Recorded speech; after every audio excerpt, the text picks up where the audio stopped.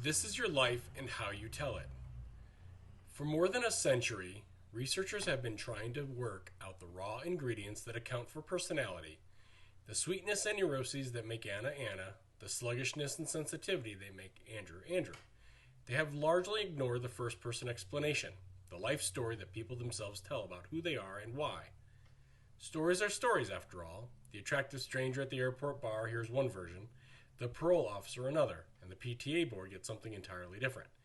Moreover, the tone, the lessons, even the facts in a life story can all shift in the changing light of a person's mood, its major notes turning minor, its depths appearing shallow.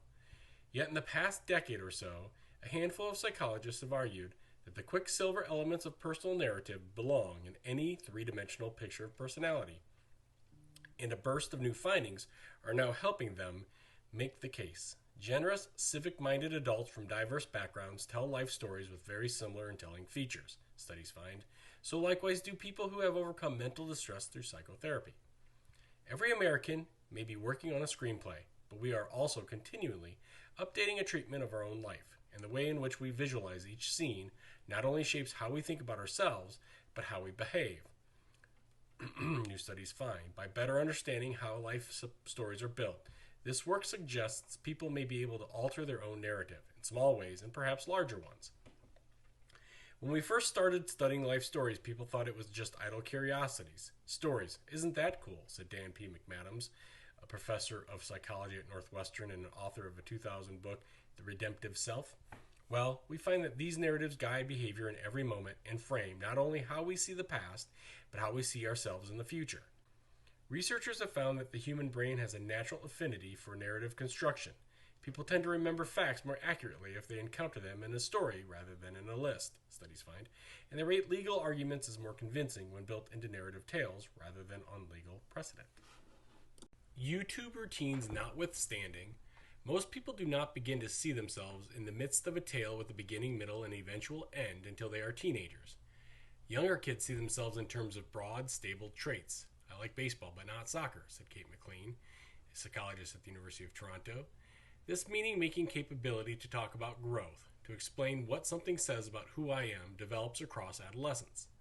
Psychologists know what life stories look like when they are fully hatched, at least for some Americans. Over the years, Dr. McAdams and others have interviewed hundreds of men and women, most in their 30s and older. During a standard life story interview, people describe phases of their lives as if they were outlining chapters. From the Sandlot years through adolescence and middle age, they also describe several crucial scenes in detail, including high points, the graduation speech, complete with verbal drum roll; low points, the college nervous breakdown, complete with the list of witness. On turning points, the entire 2-hour session is recorded and transcribed. In analyzing the texts, the researchers found strong correlations between the content of people's current lives and the stories they tell. Those with mood problems have many good memories, but these scenes are usually tainted by some dark detail. The pride of college graduation is spoiled when a friend makes a cutting remark. The wedding party was wonderful until the best man collapsed from drink. A note of disappointment seems to close each narrative phrase. By contrast, so-called generative adults, those who score highly on tests measuring civic mindedness, and who are likely to be energetic and involved, tend to see many of the events in their life in the reverse order, as linked by themes of redemption. They flunked 6th grade, but met a wonderful counselor and made honor roll in 7th. They were laid low by divorce, only to meet a wonderful new partner. Often, too, they say they felt singled out from very early in life, protected even as others nearby suffered. In broad outline, the researchers report such tales express distinctly American cultural narratives of emancipation or atonement, of Horatio Alger, advancement of epiphany and second chances. Depending on the person, the story itself might be nuanced or simplistic, powerfully dramatic, or cloyingly pious. But the point is that the narrative themes are, as much as any other trait, driving factors in people's behaviors, the researchers say. We find that when it comes to big choices people make, should I marry this person, should I take this job, should I move across the country, they draw on these stories implicitly, whether they know they are working from them or not, Dr. McAdams said. Any life story is by definition a retrospective reconstruction, at least in part an outgrowth of native temperament. Yet the research so far suggests that people's life stories are neither rigid nor wildly variable, but rather change gradually over time, in close tandem with meaningful life events. Jonathan Adler, a researcher at Northwestern, has found that people's accounts of their experiences in psychotherapy provide clues about the nature of their recovery. In a recent study presented at the annual meeting of the Society for Personality and Social Psychology in January, Mr. Adler reported on 180 adults from the Chicago area who had recently completed a course of talk therapy. They sought treatment for things like depression, anxiety, marital problems, and fear of lying, and spent months to years in therapy. At some level, talk therapy has always been an exercise in replaying and reinterpreting each person's unique life story. Yet Mr. Adler found that in fact those former patients who scored highest on measures of well-being, who had recovered by standard measures, told very similar tales about their experiences. They described their problem, whether depression or an eating disorder, as coming on suddenly, as if it out of nowhere. They characterized their difficulty as if it were an outside enemy, often giving it a name, the black dog, the walk of shame, and eventually they conquered it. The story is one of victorious battle. I ended therapy because I could overcome this on my own, Mr. Adler said. Those in the study who scored lower on measures of psychological well-being were more likely to see their moods and behavior problems as a part of their own character rather than as a villain to be defeated. To them, therapy was part of a continuing adaptation, not a decisive battle. The findings suggest that psychotherapy, when it is effective, gives people who are feeling helpless a sense of their own power, in effect, altering their life story even as they work to disarm their own demons, Mr. Adler said. Mental resilience relies in part on exactly this kind of autobiographical storytelling, moment to moment, when navigating life's stings and sorrows, to better understand how stories are built in real time. Researchers have recently studied how people recall vivid scenes from recent memory. They find that one important factor is the perspective people take when they revisit the scene, whether in the first person or in the third person, as if they were watching themselves in a movie. In 2005, study reported in the journal Psychological Science, researchers at Columbia University measured how student participants reacted to a bad memory, whether an argument or failed exam, when it was recalled in the third person. They tested levels of conscious and unconscious hostility after the recollections, using both the standard questionnaires and the students' essays. The investigators found that the third-person scenes were significantly less upsetting compared with bad memories recalled in the first person.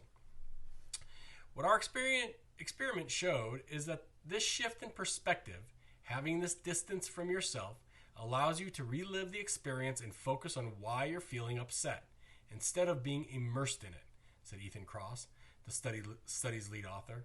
The emotional content of the memory is still felt, he said, but its sting is blunted as the brain frames its meaning, as it builds the story. Taken together, these findings suggest a kind of give and take between life stories and eventual memories, between the larger screenplay and the individual scenes. The way people replay and recast memories day by day deepens and reshapes their larger life story.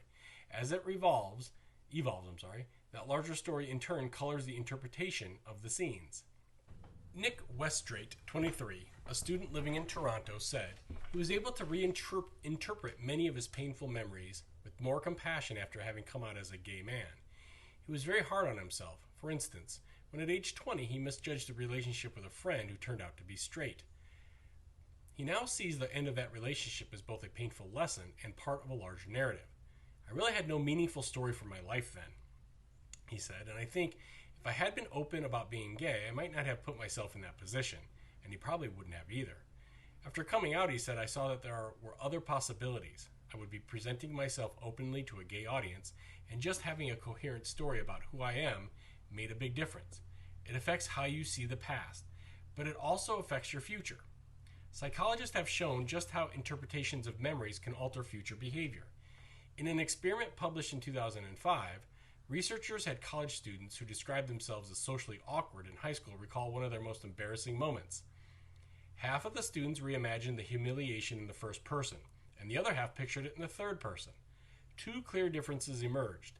Those who replayed the scene in the third person rated themselves as having changed significantly since high school, much more so than the first person group did. The third person perspective allowed people to reflect on the meaning of their social miscues, the authors suggest, and thus to perceive more psychological growth. and their behavior changed too. After completing the psychological questionnaires, each study participant spent time in a waiting room with another student. Someone, the research subject thought, was taking part in the study. In fact, the person was working for the research team and secretly recorded the conversation between the pair, if any. This double agent had no idea which study participants had just relived a high school horror and which had viewed theirs as a movie scene. The recordings showed that members of the third person group were much more sociable than the others. They were more likely to initiate a conversation after having perceived themselves as more changed, said Lisa Libby, the lead author and psychologist at Ohio State University. She added, "We think that feeling you have changed frees you up and to behave as if you have. You think, wow, I've really made some progress, and it gives you some real momentum." Dr. Libby and others have found that projecting future actions in the third person may also affect what people later do as well. In another study, students who pictured themselves voting for the president in the 2004 election from a third-person perspective were more likely to actually go to the polls than those imagining themselves casting votes in the first person. The implications of these result for self-improvement, whether sticking to a diet or finishing a degree or a novel, are still unknown. Likewise, experts say it is unclear whether such scene-making is more functional for some people and some memories than for others, and no one yet knows how fundamental personality factors, like neuroticism or extroversion, shape the content of life stories or their component scenes. But the new research is giving narrative psychologists something they did not have before: a coherent story to tell. Seeing oneself as acting in a movie or a play is not merely fantasy or indulgence. It is fundamental to how people work out who it is they are and may become. The idea that whoever appeared on stage would play not me but a character was central to imagining how to make that narrative. "I would need to see myself from the outside," the writer Joan Didion has said of The Year of Magical Thinking, her autobiographical play about mourning the death of her husband and her daughter. "I would need to locate the dissonance between the person I thought I was and the person other people saw." So these are the questions here for This Is Your Life. Okay, so